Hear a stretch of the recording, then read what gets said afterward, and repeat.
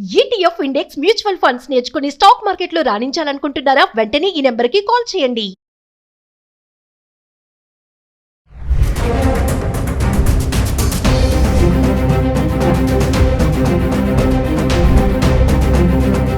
నమస్తే, welcome back to Suman TV. ప్రస్తుతం మనతో పాటు ఉన్నారు అనలిస్ట్ మందడి కృష్ణారెడ్డి గారు. నమస్తే సార్. నమస్తే అమ్మ. సార్, బైసెక్షువల్ రిలేషన్షిప్స్ అంటారు కదా, స్వలింగ సంపర్కం అంటారు.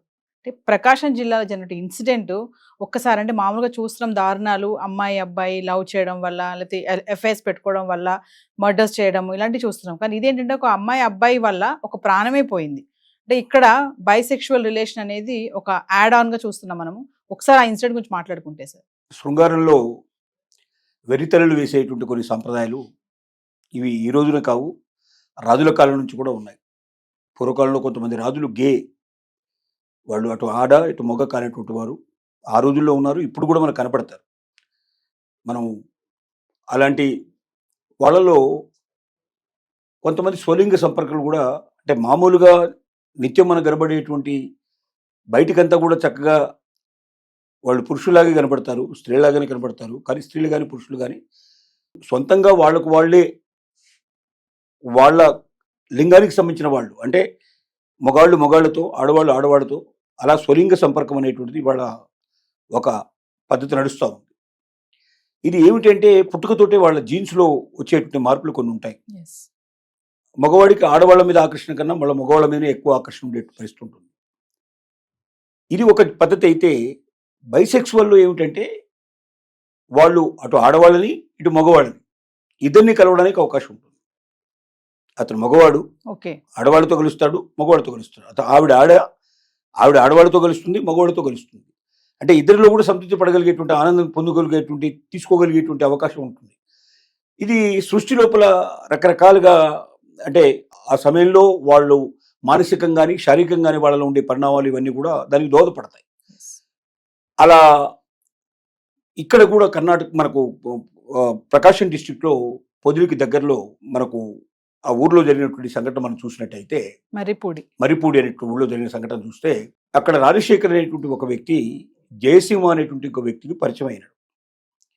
ఈ జయసింహ రాజశేఖర్ ఇద్దరు కూడా స్వలింగ సంపర్కం చేయగలిగేటువంటి పద్ధతిలో ఉన్నవాళ్ళే.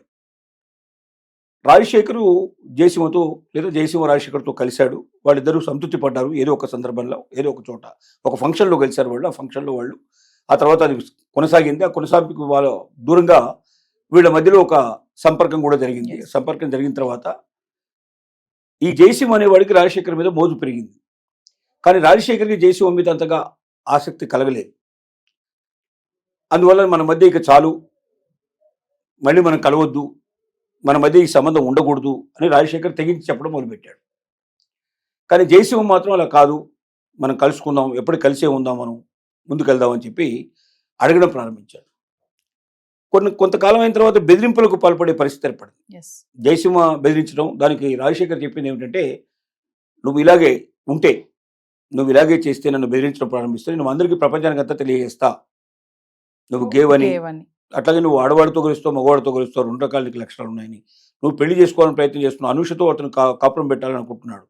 ఇప్పుడు వాళ్ళు ఇద్దరు కలిసి ఉంటున్నారు. అనుష అనే ఒక అమ్మాయితో కూడా జయసింహ కలిసి ఉంటున్నాడు. వాళ్ళు ఒక రకంగా కాపురం లాగా చేస్తున్నారు. కానీ మ్యారేజ్ చేసుకోలేదు. ఇంకా వాళ్ళు పెళ్లి చేసుకొని శాశ్వతంగా ఉండాలనుకుంటున్నారు. అనూష కూడా జయసింహని ప్రోత్సహిస్తోంది. అతను బైసెక్సువల్ అని తెలిసినా కూడా అటు పురుషులతో కలవడానికి తనకు అభ్యంతరం లేదు, తనతో కలిసి ఉండడానికి కూడా అభ్యంతరం లేదు, ముగ్గురు కలిసి కాపురం చేయడానికి కూడా తనకి ఏ రకమైన అభ్యంతరం లేదు. ఆ రకమైన పరిస్థితుల్లో ఒక సరైన పార్ట్నర్ ఇంకోటి దొరికితే బాగుండని ఎదురు చూస్తున్న టైంలో రాజశేఖర్ వాళ్ళకి దొరికాడు. రాజశేఖర్ని ఎలాగైనా కలుపుకొని ముగ్గురు కలిసి పార్ట్నర్షిప్ లోపల వాళ్ళు ఒకే దగ్గర కాపురం పెట్టి ఉండాలనేటువంటి ఒక కోరిక జయసింహకి, అనూషకు ఉంది. కానీ ఎప్పుడైతే జయసింహ అనూష ఈ ఆలోచనని తెలియజేశారు రాజశేఖర్ వెంపుత చూపించాడు.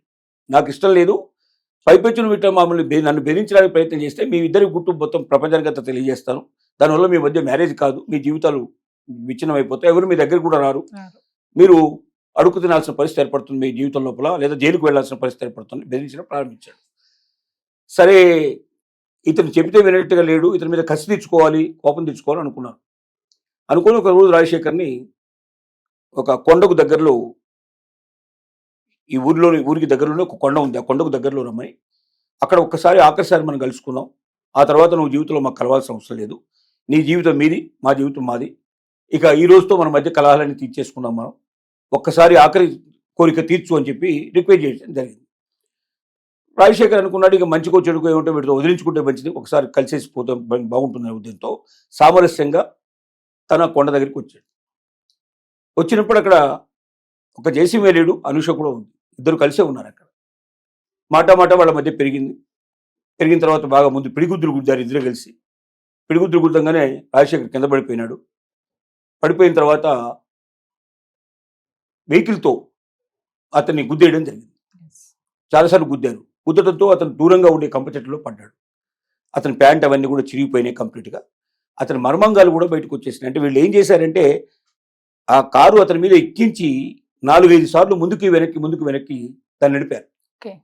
దాంతో మొత్తం మర్మాంగాలు చిటికిపోయి బయటకు వచ్చేసింది. అంటే అతను అడ్డు తొలగించుకోవాలనుకున్నారు. అతను అడ్డు తొలగించుకోవాలి అంటే ఆ టైంలో ఏం చేస్తున్నారో అర్థం కాలేదు. ముఖ్యంగా వీళ్ళకి ఈ బైసెక్సువల్ నేచర్ కానీ లేదా స్వలింగ సంపర్కం ఉండేటువంటి వాళ్ళు కానీ ఇట్లాంటి వాళ్ళకు ఉండేటువంటిది అంటే మొండితనం ఎక్కువ ఉంటుంది, రాక్షసత్వం ఎక్కువ ఉంటుంది. ఆ క్రూరత్వంలో వాళ్ళు ఏం చేస్తున్నారో వాళ్ళకి తెలియదు. ఎందుకంటే మామూలు మనుషుల్లో ఉండేటువంటి సెన్సిటివ్నెస్ ఉండదు. ప్రకృతి సహజంగా మనిషిలో ఏముంటుందంటే కొంచెం ఇతరుల మీద దయ, జాలి, సానుభూతి ఇలాంటివన్నీ ఉంటాయి.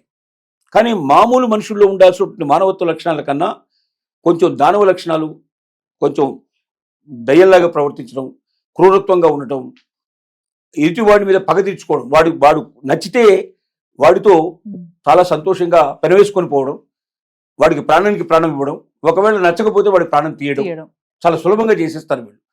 కాబట్టి ఆ రకమైనటువంటి లక్షణాలు ఉండేటువంటి బైసెక్సువల్గా ఉన్న జయసింహ, తనని పూర్తిగా సపోర్ట్ చేసేటువంటి అనూష, వీరిద్దరూ కలిసి రాజశేఖర్ని మట్టుబెట్టారు.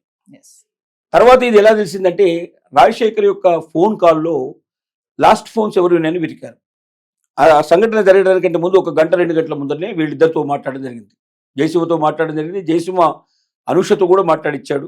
ఇద్దరు కలిసి రిక్వెస్ట్ చేశారు, ఇదే లాస్ట్, మనం కలుద్దాం, మనం తర్వాత వెళ్ళిపోదాం, మనకి ఏం ఇబ్బంది లేదని చెప్పారు. కాబట్టి వాళ్ళిద్దరి ఫోన్లు కూడా దాని లోపల నెంబర్లు కూడా ఉండటం అనేది గమనించారు. సో దాన్ని వాళ్ళని పట్టుకొని పోలీస్ పక్కీలో వాళ్ళని విచారించినప్పుడు వాస్తవాలు బయటకు వచ్చాయి. దీన్ని బట్టి మనకు అర్థమవుతుందంటే మనకు ఉన్నటువంటి సమాజంలోనే మనకు తెలియకుండానే ఈ స్వలింగ సంపర్కులు కానీ, ఈ బైసెక్సువల్ నేచర్ ఉండేటువంటి వాళ్ళు కానీ, ఇటు ఆడవాళ్ళలోనూ అటు మగవాళ్ళలోనూ చాలా మంది ఉన్నారు. వీళ్ళతో చాలా జాగ్రత్తగా ఉండాలి. పైకి కనిపించరు. పొరపాటున వీళ్ళతో ఒక్కసారి సంపర్కం మనం పెట్టుకోవడం ప్రారంభిస్తే వాళ్ళు మనల్ని వదిలిపెట్టరు. వాళ్ళ బాహుబంధాల్లోకి మనం తీసుకెళ్లే ప్రయత్నం చేస్తారు.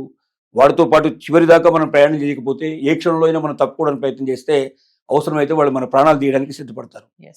కాబట్టి తస్మాత్ జాగ్రత్తగా మనం చెప్పాల్సిన అవసరం ఉంది. ఇలాంటి వాళ్ళు ఎక్కడున్నారో కనిపెట్టాల్సిన అవసరం ఉంది. ఎవరైనా మన మీద చెయ్యేసినా, మనకు దగ్గరగా రావడానికి ప్రయత్నం చేసినా, మనం 1-2 సార్లు ఆలోచించి, ఇది అలాంటి వాళ్ళు కదా వీళ్ళు, రేపు భవిష్యత్తులో మనం ఏమిటి అనేది పూర్తిగా నిర్ణయించుకొని అడుగు ముందుకేయాలి తప్ప, ఒకసారి అడుగు వేసిన తర్వాత మళ్ళీ వెనక్కి తీసుకోవడం చాలా కష్టం. తర్వాత కష్టాల్లోకి పడాల్సి వస్తుంది. చివరికి ప్రాణాలే పోగొట్టుకోవాల్సిన పరిస్థితి ఏర్పడుతుంది. ఈ సంఘటన మనకు నిరూపిస్తుంది. Thank you sir.